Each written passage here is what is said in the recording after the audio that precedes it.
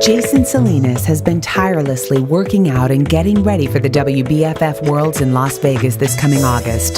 To get in this kind of shape requires amazing dedication and effort on his part. But as the owner of S&B Elite in Roseville, California, he also has all of his clients to think about as well. Every single client Jason works with has their own individual goals and limitations. One of the most common challenges Jason has to work around is the back. Everybody has back problems, whether it actually stems from their actual back or it stems from tight hamstrings. A lot of people have, because if your back ties in with your core, tends to be where the most stress is. And people didn't realize for 5 pounds of weight in the front adds 15 pounds of pressure on the back. So people that tend to be overweight carry 5 to 10 pounds of excess weight in their front is almost 30 pounds of pressure on their back. So you definitely want to work on stretching and building and strengthening your back. It's a part of your core.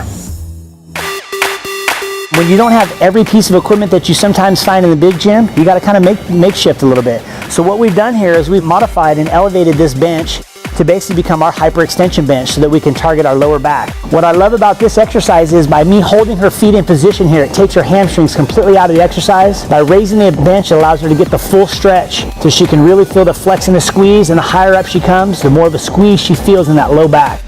2, last one, you're gonna hold for 5 seconds at the top. Hold it, 5, 4, 3, 2, and 1. Great job.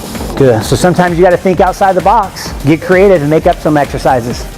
This exercise is not only a good one to start your workout with, but it's a good one to finish your workout with. Herb is going to demonstrate here on how to do a perfect Superman. And notice how he just kind of falls forward, allowing himself to get that stretching throughout his spine. And then as he arches up, he pushes his hips into the ball, getting that good flex and squeeze in the bottom of his back here.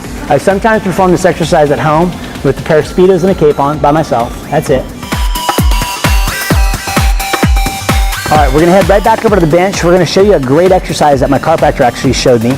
And this exercise is also a variation of a hyperextension, but it's a reverse hyperextension. So for people that tend to have tight backs, for people that tend to sit in a chair all day long or drive in a car, this is a great exercise that you can grab a ball at any sports store and perform at home.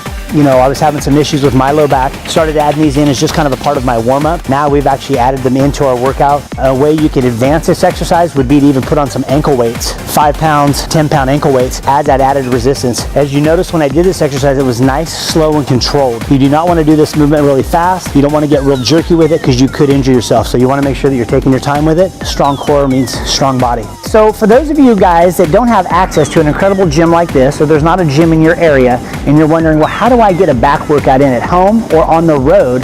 We are going to basically show you a couple exercises you can do as simple as 15 to 20 minutes in your hotel room or in your bedroom or living room.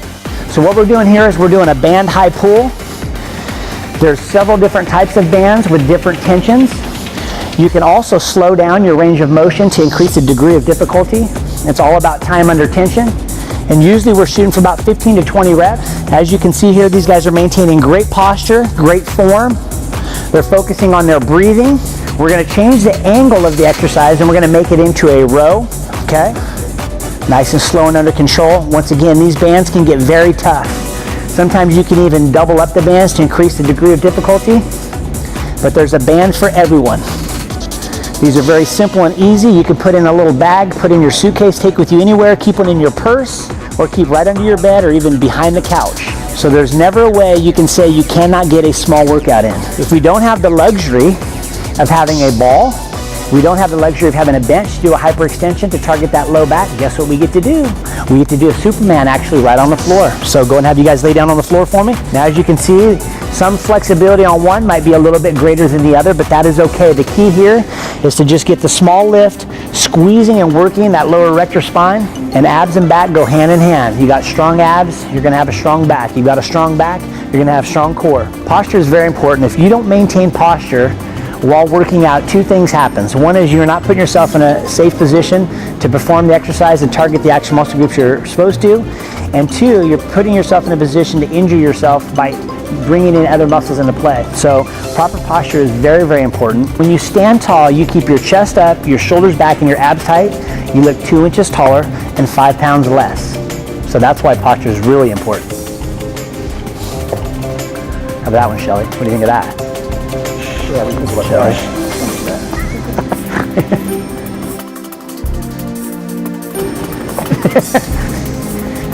Christine, your turn. No.